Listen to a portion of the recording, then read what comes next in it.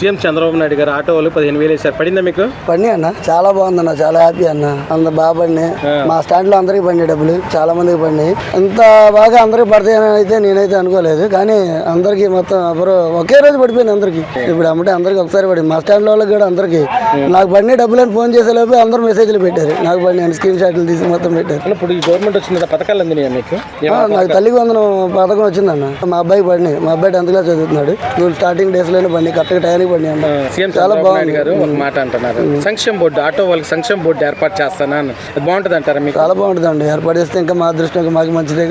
సంక్షేమ బోర్డు చేస్తే మరి మాకు మంచి జరిగేది అయితే మాకు హ్యాపీయే కదా. ఆటో వాళ్ళకి 15,000 వేశారు, మీకు పడిందా? పడేయండి. ఎలా అనిపిస్తుంది? ఆనందంగా ఉంది. సీఎం చంద్రబాబు నాయుడు గారు మొన్న అంటున్నారు మీటింగ్ లో, సంక్షేమ బోర్డు ఏర్పాటు చేస్తాను ఆటో వాళ్ళకి అని చెప్తున్నారు, అది బాగుంటుంది అంటారా? మంచిదేగా. ఇప్పుడు ఏదైనా ఉన్నది అనుకోండి, మీకు చెప్పినాక బోర్డుకి మాకు పవర్ అనేది ఉంటది కాబట్టి బోర్డు కాడికి వెళ్ళి మేము మాట్లాడినాక బాగుంటది కాబట్టి. ర్యాపిడో ఊబర్ లాగా ఒక యాప్ తీసుకొస్తానంటున్నారు, అది మీకు మంచిదేనా? ఇప్పుడు ర్యాపిడో ఊబర్ పెట్టిన వల్ల మాకు ఆటోకి చాలా ఇబ్బంది వస్తుంది. అది కానీ కొంచెం చూస్తే దానివల్లే మాకు ప్రాబ్లం ఎక్కువ వస్తుంది. అది ఒకటి చూస్తే చాలు.